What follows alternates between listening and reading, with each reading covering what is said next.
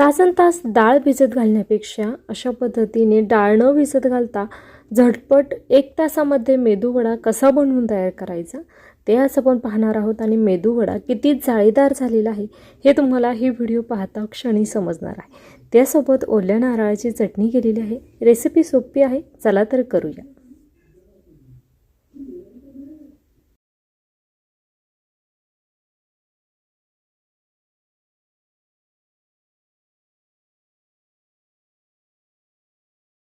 आणि हो, अशाच भरपूर टिप्स आहेत खूप साऱ्या वेगवेगळ्या रेस्टॉरंटच्या रेसिपी शिकण्यासाठी कविताच किचनला सबस्क्राईब करून ठेवा।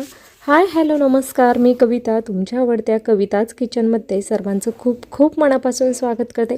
आज आपण झटपट मेदूवडे कसे बनवून तयार करायचे ते पाहणार आहोत। त्यासाठी या ठिकाणी उडीद डाळ तुम्हाला भिजत घालण्याची गरज नाही। या डब्याच्या सहाय्याने पाऊण वाटी उडीद डाळ घेतलेली आहे। अशा पद्धतीने एक स्वच्छ रुमाल घ्यायचा, ओलसर करून घ्यायचा। त्यानंतर डाळीवरील जी डस्ट असते ती पूर्णपणे काढून टाकायची आणि डाळ छान अशी स्वच्छ करून घ्यायची। आता पनीर करण्यासाठी जो रुमाल वापरते तोच रुमाल मी या ठिकाणी घेतलेला होता। ही डाळ आपल्याला मिक्सरच्या भांड्यामध्ये अगोदर दळून घ्यायची। आता बऱ्याचदा आपण डाळ जेव्हा अगोदर भिजत घालून ठेवतो त्यावेळेस ती डाळ ज्यावेळेस आपल्याला मेदूवडे करायचे त्यावेळेस ती डाळ मिक्सरला खूप बारीक करणं खूप कठीण जातं, कारण ती चिकट असते त्यामुळे। परंतु आज आपण तसं न करता अगोदर ही डाळ मिक्सरला छान बारीक दळून घेतलेली आहे। त्यानंतर अशा पद्धतीने थोडं थोडं पाण्याचा वापर करून छान असे ही घट्टसर आपल्याला कणिक भिजवायची आहे।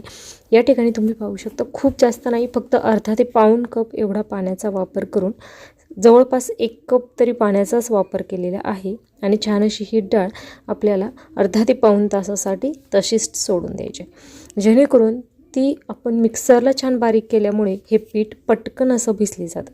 डाळ भिजण्यासाठी तुम्हाला मेदूवडे करायचे असेल तर डाळ तुम्हाला अगदी 2-2.5 तास अगोदर भिजत घालण्यासाठी ठेवावी लागते।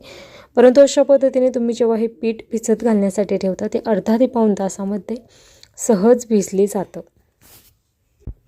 हे पहा, छान असं मिक्स केलेलं आहे। खूप घट्टसर आपण हे पीठ ठेवलेलं आहे, पातळ करायचं नाही, अगदी दाटसर असंच ठेवायचं आहे। हलकंसं सैल ठेवायचं, म्हणजे ते अर्धा ते 1 तासमध्ये भिजल्यानंतर थोडंसं या ठिकाणी घट्टसर होतं, त्यामुळे अगोदर थोडंसं सैल ठेवलं आहे। हे पहा, अशा पद्धतीचं छान मिक्स करून झाल्यानंतर लगेचच आपण हे पीठ झाकून बाजूला ठेवून देणार आहोत। आता 1 तास झालेला आहे, आपलं पीठ छान असं भिजलेलं आहे। आता तुम्ही हे मिक्सरच्या भांड्यामध्ये दळून घेऊ शकता, मी तर पाट्यावर वाटून घेणार आहे। तुम्हाला जर मिक्सरच्या भांड्यामध्ये दळून घ्यायचं असेल तर तुम्हाला अगदी थोड्या